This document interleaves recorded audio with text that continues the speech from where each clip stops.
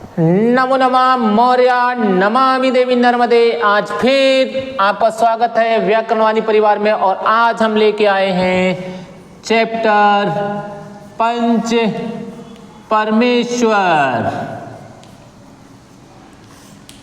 पंच परमेश्वर चैप्टर जिसमें अर्थ होता है, पंच का अर्थ होता है पांच, परमेश्वर का अर्थ होता है ईश्वर। अब इन पांच पंचों को मिला के जो बनता है वो बनता है सरपंच। क्या बनता है? सरपंच। अच्छे समझ लेना भाई, चैप्टर का नाम है पंच परमेश्वर। पंच यानी पांच, ठीक है, ईश्वर। इसमें जो पर लिखा है, ये जो दूसरों के लिए न्याय का काम करते हैं वो ईश्वर। तो गांव में पहले पांच पंच की सभा बैठती थी और वह निश्चित करती थी कि सही क्या है और गलत क्या है। तो बस इसी चैप्टर में वही है। आप केवल पात्रों के नाम याद कर लीजिए, कुछ नहीं याद करना है कभी जीवन में। सबसे पहले आपको याद करना है जुम्मन। जुम्मन के बाद दूसरा है अलगू और तीसरे नंबर पर है समझू। बस इनके बारे में आप सुन लीजिए, चैप्टर अपने आप तैयार हो जाएगा। चैप्टर चालू होता है जुम्मन और अलगू में गाढ़ी मित्रता है। गाढ़ी क्या है? मित्रता। मतलब जुम्मन और अलगू बहुत अच्छे दोस्त हैं। जब जुम्मन कहीं शहर जाता तो गांव में जो घर है वो अलगू के भरोसे छोड़ जाता, अलगू उसकी देख रेख करता। और जब अलगू कहीं जाता तो जुम्मन उसके घर की देख रेख करता। दोनों एक दूसरे के बगैर रहते नहीं थे। लेकिन एक दिन क्या हुआ, जुम्मन जो है, जुम्मन की जो मौसी हैं, कौन है? मौसी। इन्होंने जुम्मन को अपनी जमीन दे दी। वे कैसी दी? मौसी ने कहा मैं बूढ़ी हो गई हूं। मैं क्या हो गई हूं? बूढ़ी हो गई हूं, अब मैं देख रेख नहीं कर सकती। तो जुम्मन ने कहा मौसी एक काम करो, तुम पूरी जायदाद हमारे नाम कर दो, मैं तुम्हें जीवन भर दूंगा रोटी कपड़ा। रोटी और कपड़ा मैं तुम्हें जीवन भर दूंगा। अच्छे से याद रखना, जुम्मन अपनी मौसी को क्या कह रहा है? मैं जीवन भर तुम्हें क्या दूंगा? रोटी और कपड़ा। कुछ दिन चलता रहा, अच्छा चला। कुछ दिन बाद मौसी का अपमान कर दिया। किसने? जुम्मन ने। किसने अपमान कर दिया? जुम्मन ने। अपमान किसका हुआ? मौसी का। अपमान किसका हुआ? मौसी का। और अपमान कैसे? मौसी ने एक दिन कहा कि जुम्मन आजकल तुम्हारा व्यवहार बदल गया है, तुम मेरा अपमान करने लगे हो। अब एक काम करो, तुम मुझे मेरा पैसा दे दो, मैं अपना बना खा लूंगी। अब तुम्हारे साथ मेरा गुजारा संभव नहीं है। अच्छे समझ लेना, मौसी अपना पैसा मांग रही है और कह रही है कि मुझे अपने पैसे वापस दे दो, अब तुम्हारे साथ गुजारा नहीं हो सकता, मैं कहीं अलग बना खा लूंगी। उतने में जुम्मन को गुस्सा आ गया और बोले का पेड़ में फरते हैं का पैसे? पेड़ से लाके दूं तोड़ के? कोई पैसा ऐसा नहीं है और नहीं मिलेगा कोई पैसा। अब बूढ़ी क्या करे बेचारी, सुन ली एक बार, दो बार, चार बार। अब इसको गुस्सा आई, इसने बोला मैं पंचायत बुलाऊंगी। अब याद रखना, मौसी क्या बुलाने वाली है? पंचायत। क्या बुलाने वाली है? पंचायत। मतलब ये पांच परमेश्वर निर्णय करेंगे अब कि सही क्या है और गलत क्या है। तो अब पंच परमेश्वर आने वाले हैं। तो मौसी ने जैसे ही कहा कि मैं पंचायत बुला लूंगी, तो जुम्मन हंसने लगा, उसकी पत्नी हंसने लगी, बोले जा बुला ले जो पंचायत बुलानी है। क्यों किया उसने ऐसा? क्यों हंस रहा है?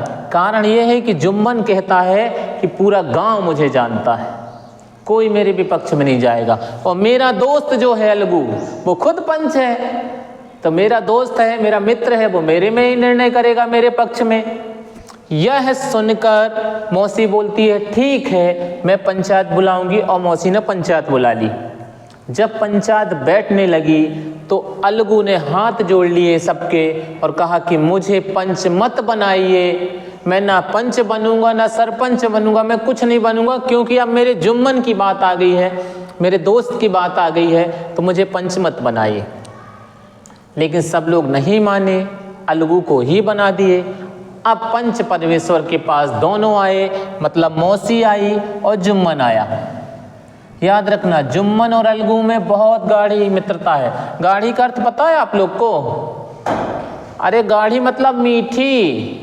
आप देखना, कभी हम चाय बनने के लिए रख देते हैं ना और भूल जाते हैं थोड़ी देर, तो वो चाय कम हो जाती है, गाढ़ी हो जाती है, बहुत मीठी हो जाती है, मतलब अच्छी मित्रता। चलो भाई, अब मौसी ने क्या बुला ली है? पंचायत। सब लोग बैठ गए, पूरी बात सुनी गई और अलगू ने निर्णय सुनाया क्या कि जुम्मन तुम पूरा पैसा, पूरी जमीन वापस करोगे। किसको? मौसी को। यह सुन के जुम्मन जो है गुस्से से लाल हो गया कि मेरा दोस्त होके किसके पक्ष में फैसला दे रहा है? मौसी के पक्ष में। समझो दोनों की लड़ाई हो गई, एक दूसरे से बात नहीं कर रहे हैं, मुंह फेर के जा रहे हैं। कई दिनों तक ये चलता रहा। फिर एक दिन अलगू के पास जो 2 बैल थे, याद रखना 2 बैल किसके पास है? अलगू के पास। और अलगू का एक बैल मर गया। एक बैल क्या हो गया? मर गया। एक बैल मर गया। अब जो दूसरा बैल था, एक बैल तो मर गया, जो दूसरा बैल था वो समझू ने खरीदा। किसने? समझू ने। अच्छे समझ लेना, ये तो जुम्मन का हो गया पूरा, एक कहानी खत्म। आप किस पे आ गए? अलगू पे। अलगू के पास 2 बैल, एक मर गया, एक समझू खरीद के ले गया। ये समझू साहू है, ये व्यापारी है, ये गांव से खरीदता है और जाके शहर में बेचता है, और शहर से जो है तेल नमक खरीद के लाता है। ठीक है, यहाँ गुड़ खरीदेगा, अनाज खरीदेगा और बेचने जाएगा। कहाँ? शहर। शहर से वापस क्या लाएगा? तेल नमक, ये जितनी खाद्य सामग्री वो लेके आएगा। तो ये समझू जो है ना, इसने 1 माह तक उस बैल से शहर के 4 चक्कर लगवाए। सुबह जाए फिर आ जाए, फिर जाए फिर आ जाए, फिर जाए फिर आ जाए, 4 चक्कर लगवा रहा है। जो मस्त पहलवान हष्ट पुष्ट बैल था वो ऐसा मरियल हो गया और एक दिन रास्ते में मर गया। याद रखना, शहर के 4 चक्कर लगवा रहा है और खाने को बहुत कम दे रहा है। क्यों? क्योंकि उसको लगा कि जितने जल्दी आऊँगा उतने जल्दी जाऊँगा, जितने ज़्यादा चक्कर लगाऊंगा उतने ज़्यादा पैसे कमाऊँगा। तो ये समझू जो है अलगू से बैल खरीदता है, अलगू का वो एक बैल मर जाता है। अब अलगू समझू के पास जाता है 1 महीने बाद, और कहता है मेरे बैल के पैसे दे दो, दाम दे दो, दाम। समझू क्या कहता है? याद रखिएगा, क्वेश्चन आंसर में सब कुछ वही लिखना है जो हम आपको बता रहे हैं। समझू कहता है इस मरियल के पैसे लेने आए हो, इस मरियल का दाम, ये मरियल बैल दिया था मुझे तुमने, 1 माह भी नहीं चला, ये तुम्हारा बैल 1 माह भी मेरा साथ नहीं दिया और मर गया, इसका कोई पैसा नहीं मिलेगा, कोई दाम नहीं मिलेगा। अब समस्या फिर हुई, किसके लिए? अलगू की, क्योंकि समझू क्या कर रहा है? पैसे नहीं दे रहा है।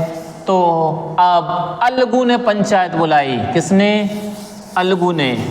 कहानी बढ़ती जा रही है। अब पंचायत कौन बुलाएगा? अलगू। और अब पंच कौन बनेगा? जुम्मन। कौन बनेगा? जुम्मन।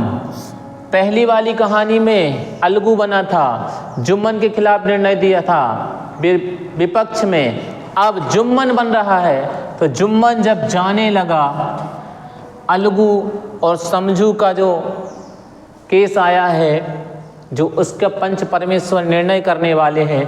अब उसमें जुम्मन पंच बना है। सबको ये लग रहा है कि अब जुम्मन बदला लेगा, क्योंकि पहले अलगू ने उसके खिलाफ कर दिया था, अब जुम्मन बदला लेगा। लेकिन जैसे ही जुम्मन जाने लगा महापंचायत के लिए, तो अलगू पास में आया, कान में धीरे से कहा, मित्र याद रखना, जो ये 5 बैठते हैं ये ईश्वर हैं, ये हमेशा सत्य बोलते हैं, तो जो वहाँ से बोलेगा वो ईश्वर ही बोलेगा, वो सत्य ही निर्णय करेगा।